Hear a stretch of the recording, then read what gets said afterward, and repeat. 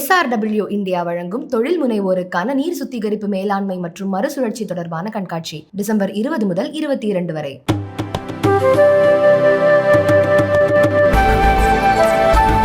தமிழகம் முழுவதும் MP MLAக்களுக்கு எதிராக நிலுவையில் உள்ள வழக்குகளின் விவரங்களை தெரிவிக்க தமிழக அரசுக்கு சென்னை உயர்நீதிமன்றம் உத்தரவிட்டுள்ளது. MP MLAக்கள் மீது சிறப்பு நீதிமன்றங்களில் நிலுவையில் உள்ள குற்ற வழக்குகளின் விசாரணையை கண்காணிப்பது தொடர்பாக உச்சநீதிமன்ற உத்தரவின்படி சென்னை உயர்நீதிமன்றம் தாமாக முன்வந்து வழக்கை விசாரணைக்கு எடுத்துள்ளது. இந்த வழக்கு தலைமை நீதிபதி சஞ்சய் கங்கா பூர்வாலா மற்றும் நீதிபதி பரத சக்கரவர்த்தி அமர்வில் திங்கட்கிழமை மீண்டும் விசாரணைக்கு வந்தது.